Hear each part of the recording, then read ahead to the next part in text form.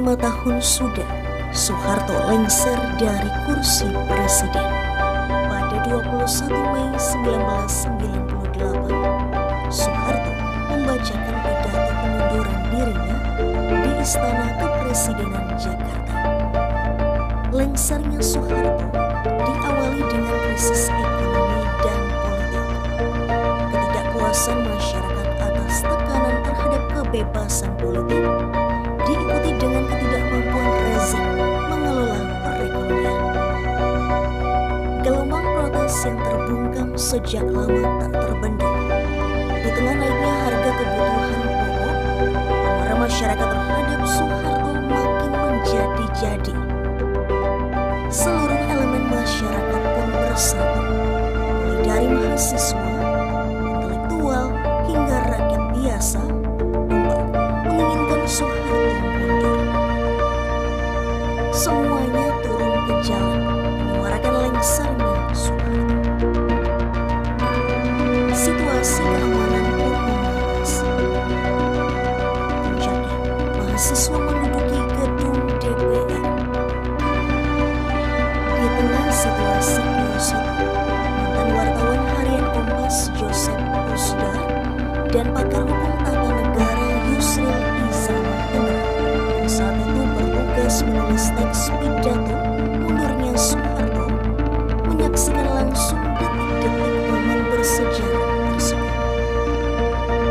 Itu kan mulainya saya mulai aja dari keberangkatan ke Kairo ya.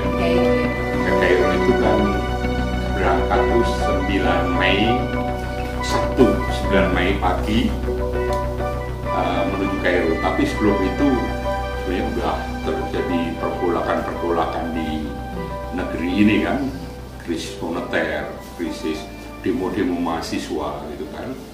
Dan ini di kalangan wartawan ya. Waktu besok saya mau berangkat bersama rombongan Pak Harto itu udah banyak mengatakan, misalnya di Kompas sendiri kan, wah besok mau berangkat ke Kairo ya, wah nanti di sana menjadi menteri di pengasingan kamu gitu kan. Terus waktu paginya kita mau berangkat mau naik pesawat tuh, itu yang jual donat aja, yang jual donat di Halim Perdana Kusuma itu masih masih bisa pulang ke Indonesia nanti kan, itu. Jadi sebenarnya sudah berkembang bahwa keyakinan bahwa Pak Harto mau mundur itu udah di masyarakat tuh sudah ada gambaran bahwa ini tidak akan lama lagi. Tapi Pak Harto kan masih tetap dia bisa mengendalikan, merasa bisa mengendalikan. Waktu mau berangkat itu Pak Harto masih memberi jubah pers. Kita wartawan istana udah masuk di pesawat, tapi ada wartawan yang tidak ikut kan jubah pers bahwa waktu itu kan dinaikkan harga BBM kan naik kan, harga BBM naik, tapi waktu itu mau diturunkan kalau tidak salah turunkan. Nah, kita nggak tahu apa yang terjadi di sana, tapi yang kita tahu bahwa Pak Harto itu merasa yakin akan aman-aman aja. Tapi kan udah banyak diperingatkan oleh Pak Harmoko, udah dikasih tahu bahwa ada usulan dari adiknya sendiri, Prabowo Tejo, itu sudah mengingatkan bahwa sebaiknya Pak Harto itu tidak berangkat ke Kairo. Alasannya kok? Situasi sudah, ekonomi sudah jatuh seperti porak-poranda, sudah banyak kalau masih ingat 98 itu, orang-orang yang bisa membeli belum menjarah, masih yang bisa beli di supermarket itu udah diborong oleh orang-orang yang punya duit untuk menyimpan makanan, minuman untuk supaya kalau terjadi kerusuhan. Itu udah terjadi itu. Tapi Pak Hartonya masih tenang-tenang, menterinya juga nggak berani, ada yang orang-orang sekitarnya nggak ada yang berani memberi peringatan terbuka kan. Memberi peringatan, kasih tahu bahwa dulu memberi peringatan setelah Pak Harto jatuh, baru ngomong, oh dulu saya udah memperingatkan. gitu kan? Kembali ke kita berangkat gitu kan. Biasanya kalau kita berangkat ke luar negeri dan Pak Harto kan salaman. Pak Harto keliling rombongan tuh disalamin. Ini enggak langsung berangkat. Jadi Sabtu kita berangkat pagi sampai sore sampai di Kairo. Di Kairo kita terpisah wartawan di hotel tersendiri. Pak Harto rombongan utama di Hilton, tapi berdekatan, bersebelahan gitu. Di Soneta namanya, hotel Soneta sama hotel apa namanya ini, hotel Hilton. Nah, kita datang, waktu datang itu di Kairo itu juga udah di demo oleh mahasiswa Pak Harto itu sebenarnya. Udah ada demo. Mahasiswa Indonesia yang di Kairo itu udah pada demo. Ya, udah ada teriakan kecil bahwa turunkan Soeharto sekali itu, minta mundur gitu. Tapi kita kan nggak bisa beritain itu waktu itu. Nah, waktu kita berkumpul dengan itu kan G15,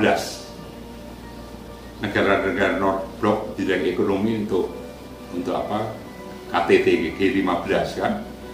Pas KTT itu banyak wartawan asing juga berkumpul di hotel yang sama kan. Press roomnya itu di hotel yang kita nginap itu. Jadi kita bertemu, kita pakai seperti biasa, kita pakai jas hitam apa dengan dasi segala itu. Nah, kita menjadi bahan ketawaan waktu itu. Wartawan Jepang saya masih ingat, kalian punya negeri ini udah mau ambruk, masa kalian masih pakai baju-baju necis kan? Nah, waktu itu udah menjadi pembicaraan lah di orang restoran di hotel itu aja udah ngomong pada saya dengan teman saya, bukan saya, pada teman saya dari Antara. Saya dengar itu Pak Harto apa namanya, keluarganya itu orang yang terkaya keempat di dunia gitu kan, udah diomongin gitu kan. Itu karena waktu itu Bank Dunia udah pernah merilis bahwa Indonesia itu korupsi APBN-nya hampir 20-30% itu. Tapi waktu itu berita korupsi kan nggak segampang dibuka seperti sekarang ini kan. Nah, kembali ke Kairo itu Sabtu kita masih tenang kan, karena baru hari Senin itu tanggal 11 baru dibuka KTT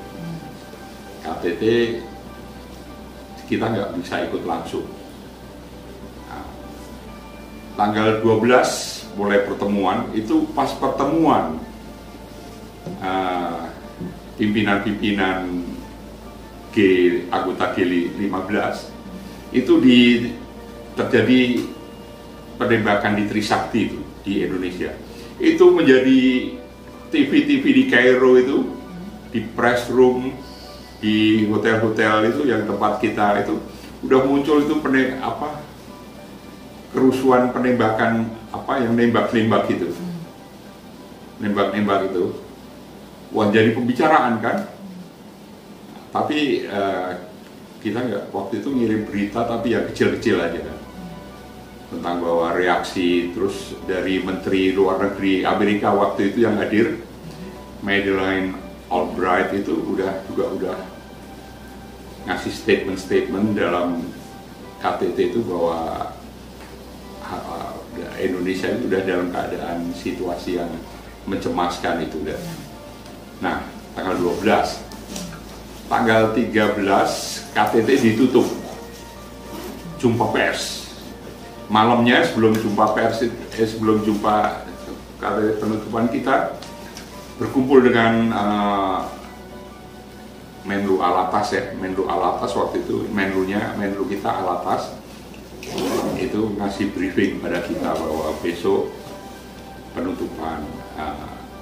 Terus kita tanya nanti soal kerusuhan nih di Indonesia gimana?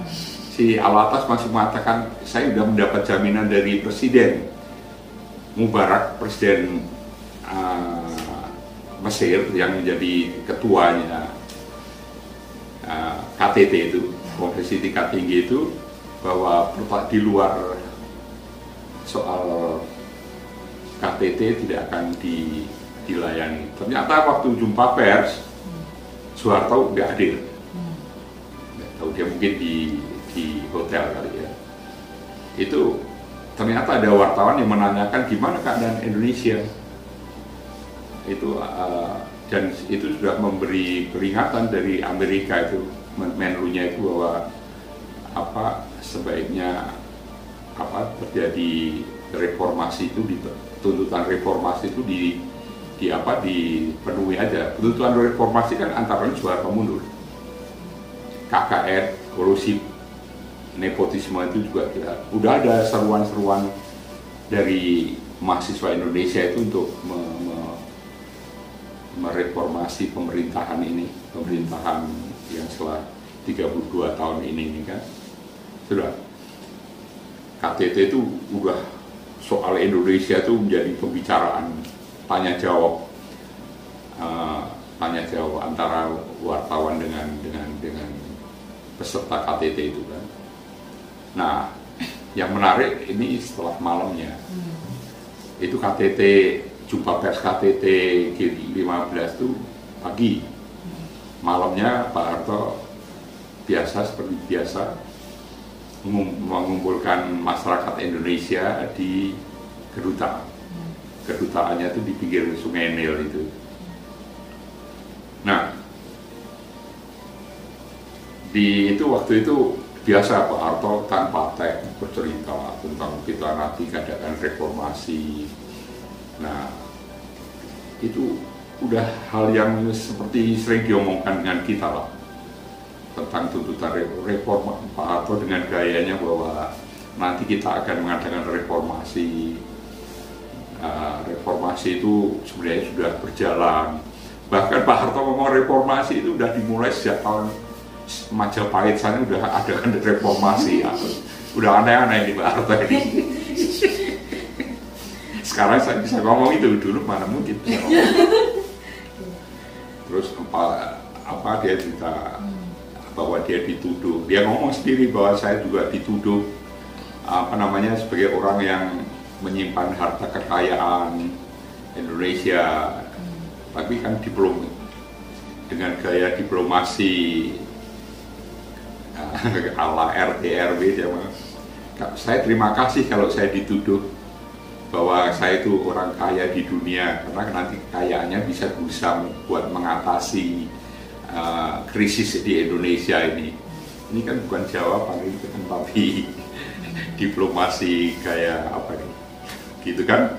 Nah udah, terus dia mengatakan ya kalau seandainya saya tidak rakyat tidak menghendaki saya, kira-kira begitu. Ya sudah, saya juga tidak mengapa kalau saya mundur tapi harus secara konstitusional. Saya tidak akan mempertahankan dengan senjata. Saya wartawan kan, ini dia. Tapi saya lihat udah di Indonesia udah hampir jam 1:30 udah deadline. Tapi ya udah, saya cari telepon di kedutaan itu untuk telepon ke Indonesia. Tapi waktu itu yang telepon yang belum ada HP kan, mau telepon lewat kantor kedutaan udah pada ditutup itu, enggak. Satu-satunya telepon tuh yang ada di penjagaan, di pos penjagaan itu. Nah, saya telepon dari situ. Telepon situ saya mengatakan pada Kompas yang dijaga di Kompas, nih supaya kan listing dulu kalau kita. Listing saya supaya berita saya dimasukkan. Nah, saya bilang ini Pak Harto mau mundur, saya bilang. Pak Harto mau mundur nih. Tadinya kan udah deadline kan, tapi karena ini mau mundur, mungkin di stop dulu percetakannya kan. Nah, ya udah lesan aja cepat ya bilang nih, kalau rakyat sudah tidak mendaki saya ya saya tidak akan memperpanjang tidak akan pertahankan dengan senjata. Bahwa sebaiknya kamu nggak usah pulang dulu, nyari tempat aja di situ gimana, nggak usah pulang nih, bahaya itu. Ya memang karena saya harus pulang dengan rombongan Soeharto kan. Tapi ya udah gimana, bener kita dipanggil ke kamarnya Pak Harto. Tapi ternyata nunggu di ruangnya Pak Harto itu VIP kan, ada ruang pertemuannya dengan ruang tunggu. Nah di situ kita ngomong-ngomong sama si Pak Ali Alatas Menlu, sambil nunggu itu ya saya tanya gimana berita saya ini. Pak Alatas bilang, itu kan berita biasa, itu sering Pak Harto udah sering ngomong gitu. Wah saya agak tenang. Tapi Pak Alatas nggak tahu bahwa di Indonesia, apalagi juga saya dikasih tahu dari Pak Suwan, wah itu ramai sekali, gimana itu? Ya saya juga takut nanti kalau digredel gimana? Digredel. Nah, kita nunggu Pak Harto dengan keadaan gitu, ketakutan kan saya. Waktu dari jalan dari kamar, dari hotel saya ke hotel sebelah sampai Pak Harto aja, saya udah rasanya udah mau seperti melayang-layang itu. Waktu dikasih sarapan itu, udah nggak rasa itu ini makanan atau enggak ini. Ya, rasa takut tinggi waktu itu kan. Nah, kita nunggu-nunggu nanti waktu Pak Harto marah gimana gitu kan. Ternyata baru nunggu Pak Alatas bilang tunggu, ini baru ada telepon dari Jakarta, yang telepon Pak Habibie, wakil presiden.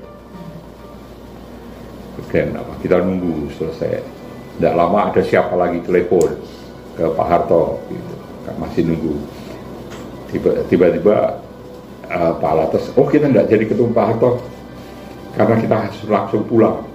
Dan Presiden Husni, kita dipercepat. Tadinya harusnya pulangnya besok pagi, hari Jumat, hari Kamis. Teman saya kan Mustafa Abdurrahman itu kan di Al Azhar kan, itu juga menawarkan udah tinggal sama saya aja di sini gitu kan. Saya pikir pulang aja deh. Airport pulang ternyata nggak apa-apa, naik pesawat. Ini di pesawat kan walaupun bercanda, tapi kan saya takut kan. Seperti ada yang orang fotografernya Pak Harto itu, saya masih ingat, seenaknya aja berita, kamu mau jatuhkan mana? Laut Tengah atau Laut Mati? Gila kan nggak? Ya walaupun bercanda, tapi kan suasana menakutkan. Dalam keadaan takut kita landing itu kan juga udah ngeri juga. Sampai di Jumat pagi subuh itu kan kita sampai di Halim. Di Halim saya lihat, saya lihat Pak Habibie, lihat Prabowo, lihat Pak Wiranto ada di situ. Serang pasukan yang ada tuh beda dengan dari biasanya. Hitam-hitam. Oh ya, waktu di atas tuh kita lihat Jakarta itu masih kebakaran itu. Kelihatan banget kebakaran. Wah. Di Cengkareng ataukah di Bandung, bahkan sempat ada kabar bahwa Presiden akan mendarat di Bandung mengingat keadaan sedang tidak menentu pada waktu itu. Tapi di pesawat saya tahu dari Pak Saadilah Mursyid bahwa Pak Harto memutuskan untuk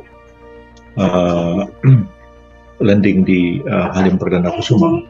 Jadi memang saya pada waktu itu boleh dibilang sendirian di di Sekretariat Negara, karena Pak Saadilah Mursyid pada waktu itu ikut Presiden dan beliau berpesan supaya saya jaga gawang. Maka saya lebih banyak berada dengan Pak Sapri Samsudin Pangdam Jaya pada waktu itu, duduk di tangga Seknek, dan juga beberapa kali menyelenggarakan press conference menerangkan situasi yang terjadi pada saat itu. Jadi terjadilah kerusuhan pada tanggal 13 Mei ya, bila Pak Harto sedang berada di luar negeri, dan ingat saya Pak Harto kembali mungkin 2-3 hari sesudah kerusuhan Mei, sekitar tanggal 15 atau tanggal 18 Mei. Dan pada waktu itu ada banyak hal yang saya alami yang mungkin tidak dialami yang lain, tapi saya sendiri mengalaminya. Antara lain spekulasi bahwa kalau Pak Harto itu pergi pulang ke tanah air, nanti akan menyerahkan kekuasaan kepada Panglima TNI pada waktu itu Pak Wiranto. Jadi ada semacam spekulasi yang beredar dan berkembang pada waktu itu. Yang saya ingat adalah almarhum Pak Cahyokumolo. Pada waktu itu masih Golkar beliau, tokoh KNPI, dan pada waktu itu datang kepada saya menyerahkan draft semacam super semar yang rencananya kalau sekiranya Pak Harto mendarat di Halim, maka katanya Pak Wiranto akan menyodorkan itu kepada Pak Harto untuk ditandatangani. Jadi semacam Bung Karno dulu pada pasca G30S itu memberikan perintah kepada Jenderal TNI Soeharto untuk mengamankan keadaan, termasuk mengamankan keluarga presiden dan mengambil langkah-langkah tertentu untuk menyelamatkan revolusi setelah pada waktu itu. Jadi agak mirip skenario seperti itu. Dan saya katakan kepada Pak Cahyo, apa betul ini dari Pak Wiranto? Dia bilang, ya ini dari Pak Wiranto. Tapi saya katakan tidak perlu ada surat perintah seperti ini ditandatangani oleh Pak Harto, karena memang berbeda dengan super semar. Baru super semar pada waktu itu Pak Harto itu menjabat sebagai, kalau tidak salah, sebagai Menteri Panglima Angkatan Darat pada waktu itu, mempangat istilahnya. Dan di atas Pak Harto itu masih ada Panglima Kepala Staf Angkatan Perang, ya, Jenderal Abdul Haris Nasution. Jadi karena itu Presiden memberikan perintah dalam bentuk perintah 11 Maret itu karena tidak ditujukan langsung kepada Panglima TNI kalau istilahnya sekarang ini, tapi kepada Kepala Staf Angkatan Darat. Tapi kalau misalnya terjadi krisis, memang sudah menjadi tanggung jawab dari Panglima TNI untuk mengamankan Presiden dan mengambil langkah-langkah yang penting untuk menyelamatkan bangsa dan negara. Karena itu saya tidak setuju dengan apa yang disampaikan oleh Pak Cahyokumolo, walaupun belakangan saya tidak tahu persis apakah memang betul itu dari Pak Wiranto atau tidak. Ya barangkali mungkin Anda bisa konfirmasi kepada beliau, hingga timbul spekulasi seolah-olah ada semacam keinginan kudeta pada waktu itu. Nah, sehingga pada waktu Pak Harto sudah memutuskan mendarat di Halim, dan jadi kira-kira subuh begitulah Pak Harto mendarat di Halim dalam keadaan aman. Dan siang itu saya tidak mengganggu karena beliau pasti capek dan istirahat, ya. Lantas saya tunggu sampai malam, ya. Dan kira-kira jam 1 malam saya tinggal di kampung pada waktu itu di Ciputat, maka datang beberapa mobil militer berhenti di depan rumah saya dan dia ketok-ketok, dan saya lihat, ini kok tentara, kok ramai sekali di depan rumah saya. Dan saya tahu itu seragam yang dipakai itu seragamnya pasukan pengaman Presiden. Jadi saya buka pintu dan komandan itu mengatakan, selamat pagi Pak, minta maaf mengganggu Bapak malam-malam melaksanakan perintah Presiden. Bapak diminta untuk menghadap Presiden sekarang juga. Saya sempat kaget, sudah jam 1 malam, dan karena itu saya katakan, bisa nggak saya setir mobil sendiri, nanti Anda kawal saya sampai ke rumah Pak Harto. Nah, jadi saya setir mobil, kira-kira sampai menjelang jam 2 pagi saya masuk ke Jalan Cendana. Pas di depan rumah Pak Prabowo keluar dari rumahnya, dan saya tanya, Mas Bowo, apa betul Pak Harto panggil saya? Betul Pak Yusril, kita dipanggil sama-sama.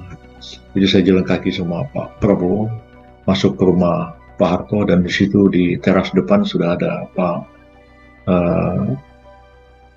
Pak Bagio ya sebagai OKS Kasat, dan kemudian ada Pak Modi juga Danjen Kopassus, dan Pak Prabowo waktu itulah Pangkostrat. Jadi 3 jenderal ini dan saya masuk ke dalam rumah gitu, dan kira-kira sudah jam 2:30 pagi ya Pak Harto keluar hanya pakai kain sarung dan baju kaos oblong gitu, mengatakan saya minta maaf manggil semua ya karena ini keadaan genting. Terus Pak Harto tanya pada saya, "Ril, sama Rusuh kemarin kamu di mana?" Saya ceritakanlah apa yang terjadi. Pada waktu itu saya ngajar di UI, dan kemudian ketika saya pulang saya melihat ada kebakaran di mana-mana, dan saya naik ke ke gedung Pertamina ya kalau nggak salah, gedung El Nusa ya, mungkin di dekat gedung 65 itu di di jalan TBC Matupang, dan saya melihat memang ada kepulan asap terbakar di sekitar Jakarta Pusat, Jakarta Barat, dan Jakarta Utara. Dan saya mencoba untuk pulang ke rumah, semua sudah agak, saya lihat banyak orang menggotong-gotong kulkas, menggotong macam-macam begitu ya, seperti orang bawa sesuatu dari supermarket begitu. Lalu saya masuk ke dalam kampung-kampung lewat Cirende, akhirnya saya sampai ke rumah. Dan pada saat itulah saya ceritakan Pak Cahyokumolo datang menemui saya menyampaikan ini. Terus Pak Harto mengatakan, "Aku betul, Wiranto mau kudeta." Dia bilang, "Saya tidak yakin hal itu terjadi, dan ada rencana seperti itu." Dan memang suasana itu agak tegang pada malam itu, dan ada pembicaraan lah antara Pak Harto dengan ketiga jenderal yang menghadap pada waktu itu. Dan kira-kira jam 4 kami bubar, lalu saya dengar jam 6 pagi itu diklarifikasi kepada Pak Wiranto bahwa rencana kudeta itu memang tidak ada. Jadi dan saya pernah mengkonfirmasinya kepada Pak Wiranto indirect ya, ketika tanggal 20 Mei ya, tanggal 20 Mei itu Pak Amin Rais kan pada waktu itu menyelenggarakan apel ya, mengerahkan mahasiswa ke Tugu Monas dalam rangka memperingati 20 Mei. Dan Pak Prabowo, saya juga pada waktu itu secara terpisah, tapi kami tahu ya, menemui Pak Amin Rais dan membujuk, meyakinkan Pak Amin supaya jangan mengerahkan massa begitu besar ke Monas. Saya mengatakan, "Pak Amin, ini ada 150.000 tentara di Jakarta sekarang. 150.000 itu berarti sepertiga kekuatan TNI ada di Jakarta.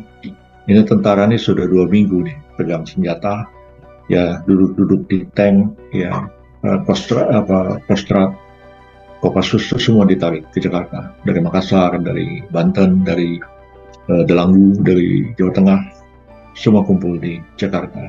Marinir juga. Ya. Ini tentara kalau sudah 2 minggu pegang senjata terus, ya duduk-duduk begitu. Nanti ada orang lempar batu aja, itu bisa terjadi sesuatu. Tolonglah Pak Amin ya, ini urusan Pak Harto, saya dengan Pak Sadillah menjaga beliau supaya tidak terjadi apa-apa, supaya Pak Harto tetap sabar menghadapi situasi. Dan kelihatannya beliau masih tenang begitu. Memang sebelumnya itu sudah ada saran-saran juga ya. Saya kalau mungkin Anda lihat ada fotonya ya, saya dengan sebelah Pak Harto, kemudian menerima banyak orang ya, Ali Yafin, Pak Nurul Majid, MH Ainun Najib, Gus Dur, dan lain-lain. Dan saya memang sempat agak sedikit tegang dengan Pak Wiranto pada waktu itu, karena saya menyampaikan kepada Pak Harto pada waktu beliau pergi ke Mesir ya, ini semua pimpinan TNI itu pergi ke Malang kalau saat Jawa Timur untuk meresmikan Panglima Divisi Kostrat di sana. Dan Pak Prabowo sempat ngomong dengan saya pada itu, saya heran ya kok saya disuruh pergi juga ke sana ya.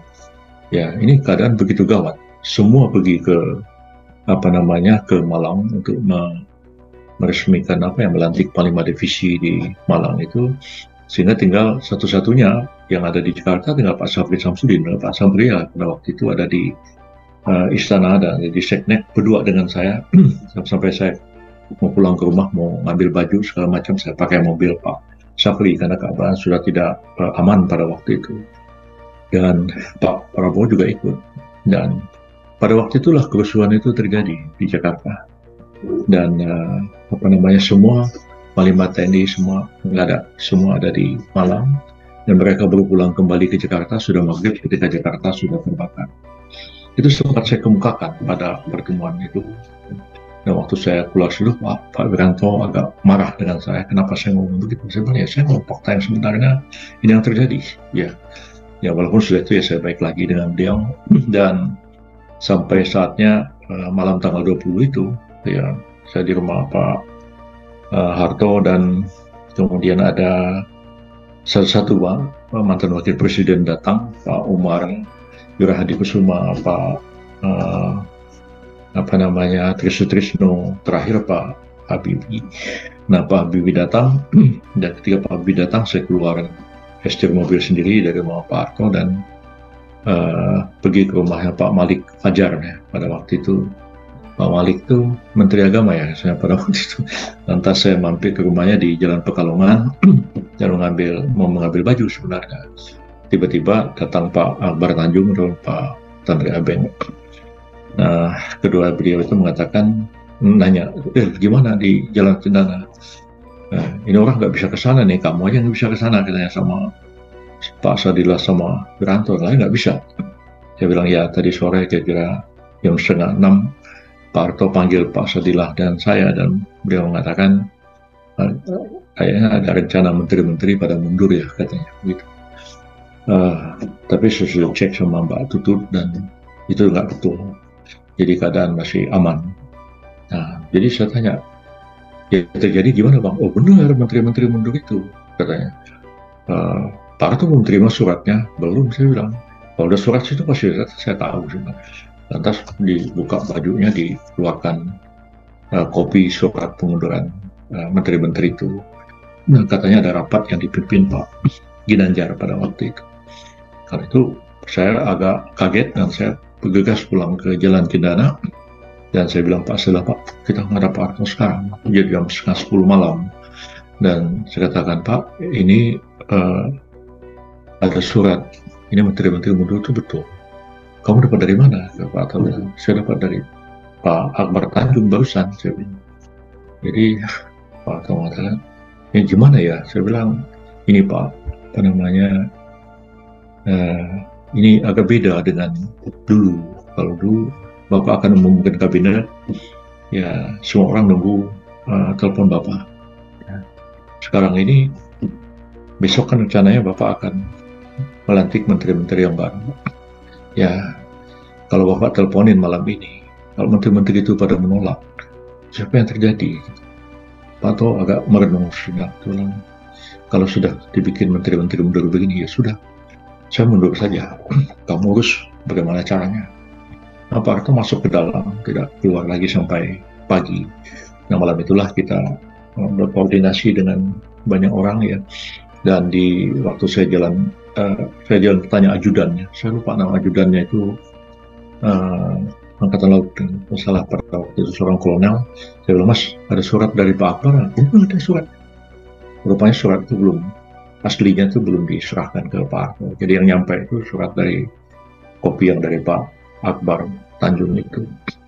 Jadi sudah menjelang pagi kami koordinasi kemana-mana dan juga saya mulai menyiapkan naskah pidato pengunduran diri Pak Harto itu. Di belakang rumah Pak Harto juga ada Pak Syafruddin Bahar almarhum, ada Pak Sunarto Sudarmo almarhum dan Pak Romo Kesowo yang juga mencoba untuk membantu mendraft pidato pengunduran diri Presiden itu. Dan saya dengan Pak Sadillah malam itu sibuk koordinasi dengan Ketua Mahkamah Agung Pak Sarbata pada waktu itu, minta supaya beliau besok pagi-pagi datang ke istana jam 7, pimpinan MA datang semua lengkap dengan jubahnya. Pak Harto perintahkan supaya beliau datang ke istana. Ada apa? Pak Sadillah, ya Bapak mau yang banyak bertanya lah, ini perintah Pak Harto, keadaan genting, Bapak datang aja. Iya, kami menyiapkan draft itu sampai pagi dan ketika sudah selesai disampaikan ke Pak Harto, dan Pak Harto bilang ke saya mau tambahkan di sini kalimat, saya nyatakan kabinet demisioner. Saya bilang, Pak, kabinet tidak demisioner. Ya, Bapak mundur, nanti Pak Habibie yang akan melanjutkan pemerintahan. Lantas terserah Pak Habibie apakah akan membubarkan kabinet atau tidak. Beberapa kali beliau tanya saya bilang, saya konstitusi tidak, Pak. Tapi lebih baik saya tulis begitu.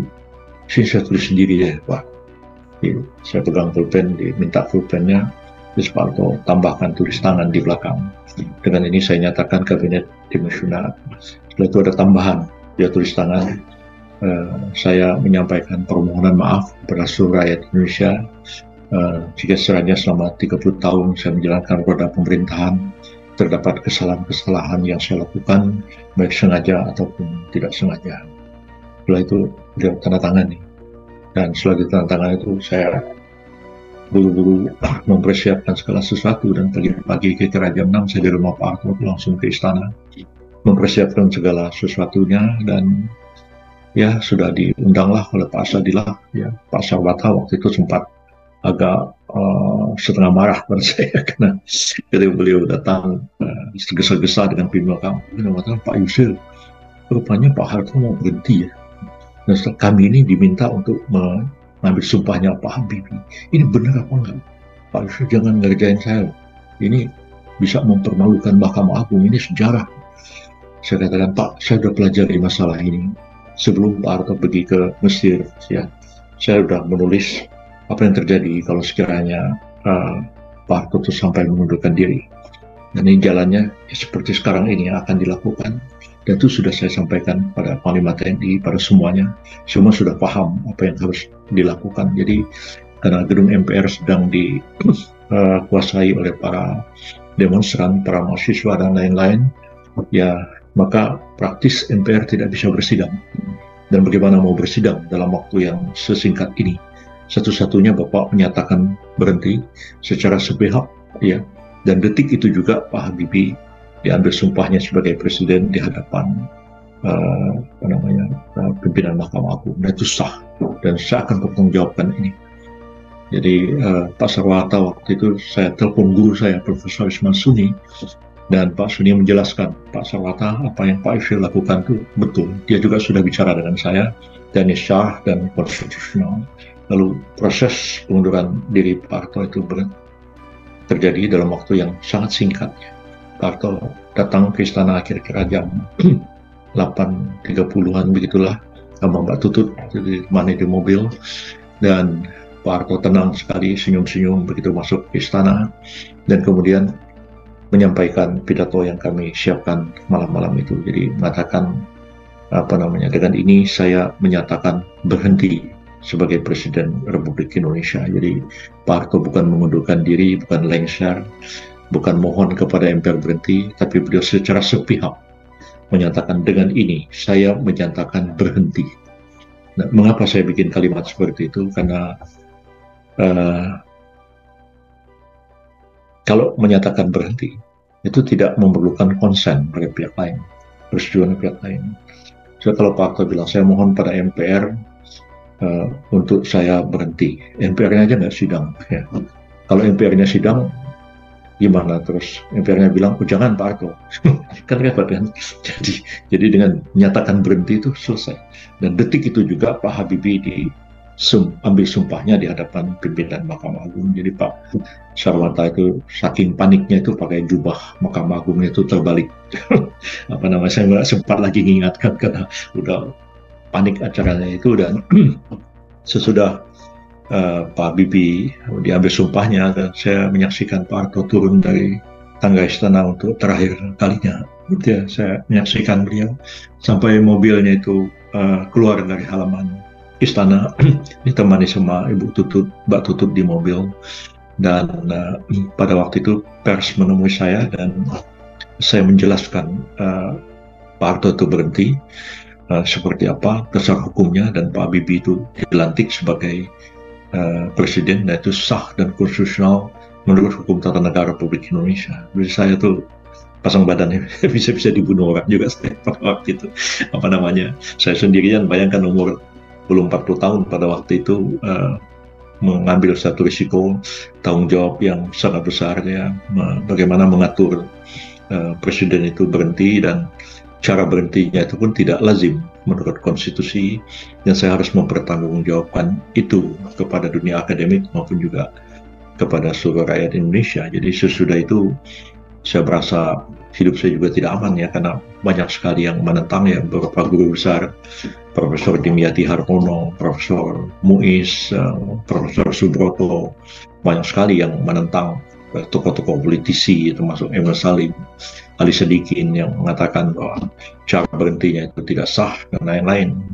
Lalu saya mengatakan aneh juga Pak Ali Sadikin ini, Bapak dari dulu minta Pak Harto berhenti, Bapak ikut petisi 50 mendesak Pak Harto berhenti, Pak Harto nggak berhenti-berhenti. Ya sama saya sendirian yakin dengan Pak Harto, beliau berhenti. Begitu Pak Harto berhenti, Pak Ali Sadikin bilang nggak sah berhentinya. Berarti Pak Harto masih presiden, Pak Ali, kalau Bapak bilang nggak sah. Dan kalau Pak Harto masih presiden, kapan saya bisa perintahkan supaya Ali Sadikin ditangkap? Bapak Ali Sadikin agak tersadar. Jadi Pak Emil Salim juga. Sudah seperempat abad, rezim Orde Baru yang dipimpin Soeharto runtuh. Momen bersejarah itu membawa Indonesia menapaki langkah baru menuju era reformasi. Sebuah era yang diharapkan bisa membebaskan rakyat bersuara dan menikmati kesejahteraan. Perjalanan 25 tahun pasca reformasi tak selamanya mulus. Ada kalanya muncul suara sumbang untuk kembali ke masa lalu. Tetapi kita tetap harus konsisten untuk terus melangkah maju demi menuju Indonesia yang lebih baik. Sudah semestinya pula sejarah menjadi pengingat agar kita tak kembali terjerumus ke lubang yang sama. Seperti yang sering dikatakan Bung Karno, jas merah, jangan sesekali melupakan sejarah.